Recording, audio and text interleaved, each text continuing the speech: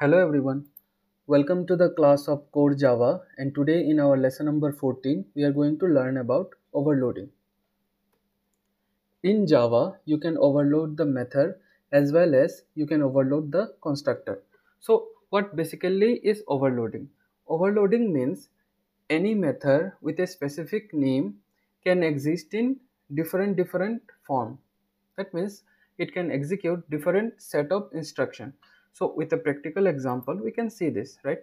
I already declared one class, let's say a test class, and inside that we have a method that is test method, right?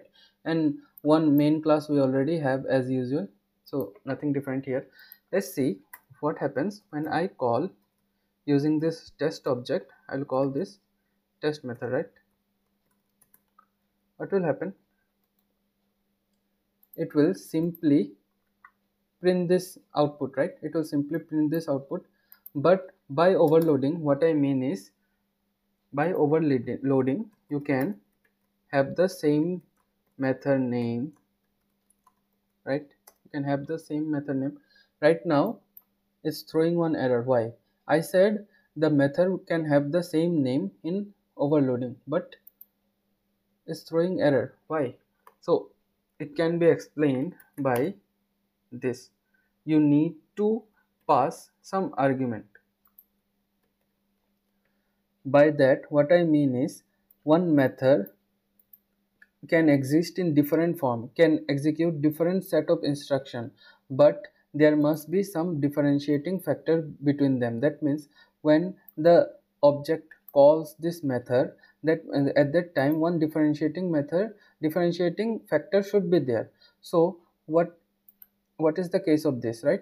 Here there can be a method which takes no argument, or there can be a method which takes one argument, or there can be a method which takes one argument but of different data type, string, let's say some sentence, right? It will also work fine. And it can also have a method which can take the same data type, but the data type, the number of arguments should be different, like int a, int b, right? So this phenomenon of writing the same method name but with different set of code and having different number of argument, different data type of argument, and this environment where it exists, that means this function where it exists is known as overloading, right? The same method can exist in different forms, that's why it is being overloaded. That means one method with no argument has been overloaded with another method with the same name, right? This method has been overloaded with another code. You can write a code here like a, okay, we'll write something meaningful, like one argument is passed, that will be a, of course. And here we can write string data type is passed, and we can simply print it as well.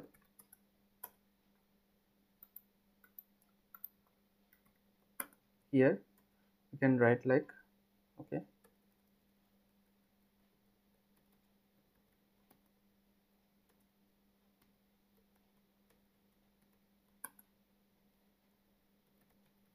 we can print this as well, right? A and b can print like a, b, correct? We can print this. So we can call this methods like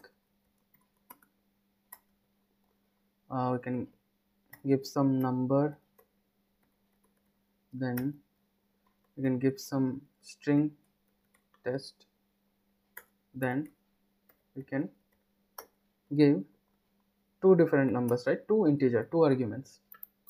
So when I run this, I'll get a output like this. So you see here that when we call this same method name, it is executing different set of instructions, different codes, right? So in Java, the process of having the same method name, and one another thing I forgot to mention, important thing is that same data type. You see here that all of this method is having the same data type. Okay, so to summarize it, the process where same method name and the same data type will have different number of argument or different data type of argument can exist and can run different code. That means Java can distinguish between them on basis of the argument passed, but the condition is that the method name will obviously be same, and this condition, that means the return type should be same as well. Let's see what happens if I make it int. If I make it int, it will throw one error, right? Now if I try to write this same thing,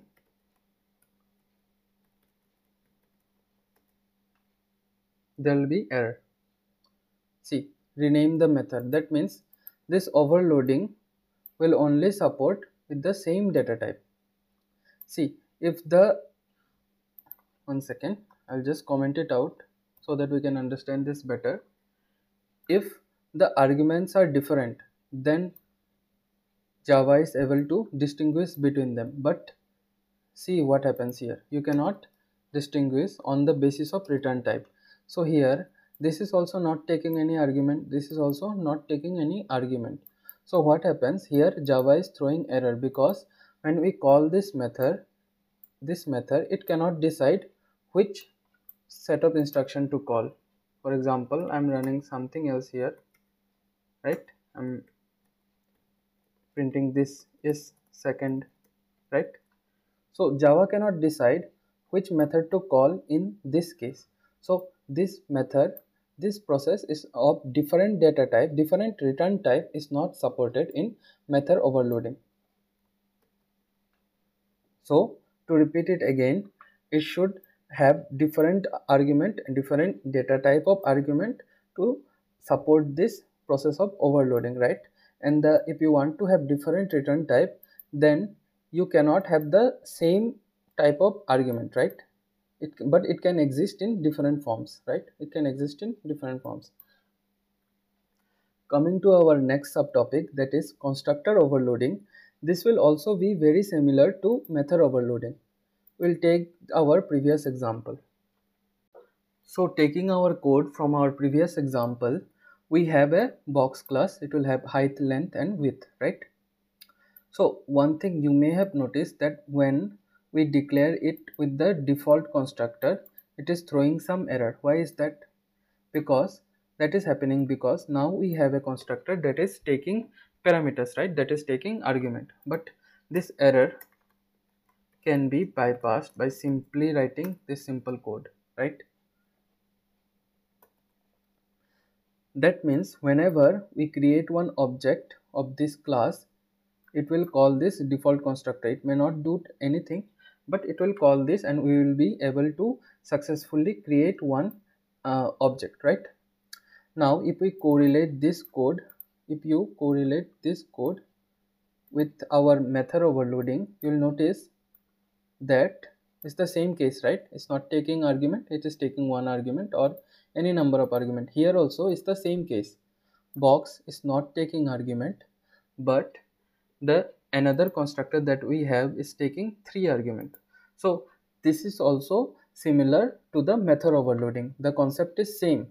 That means the constructor can exist in different forms and it can run different set of instruction, and Java will distinguish between them on the basis of arguments, right? So to give a example, for default constructor we'll assign some invalid values, right?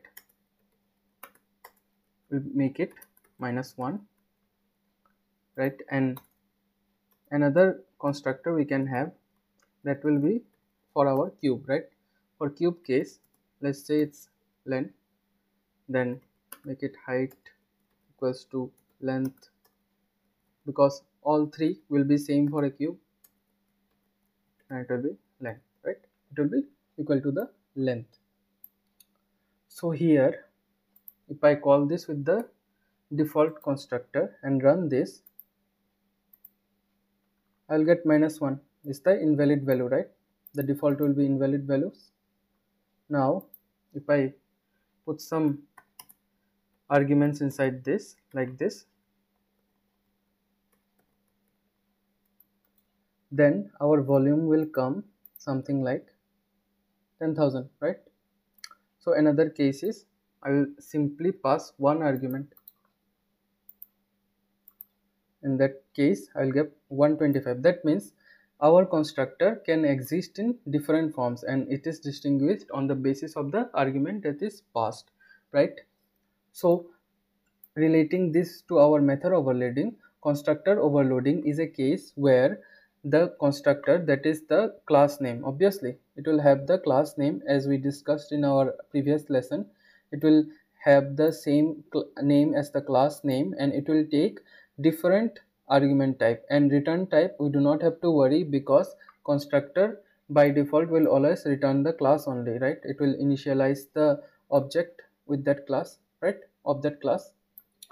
So method overloading and constructor overloading will have the same process. That means it will have the same name and different arguments of different data types and different number of arguments.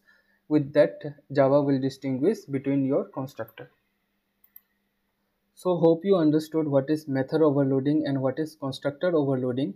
If you have any doubt, then feel free to comment down below and we will surely try to clear all your doubts.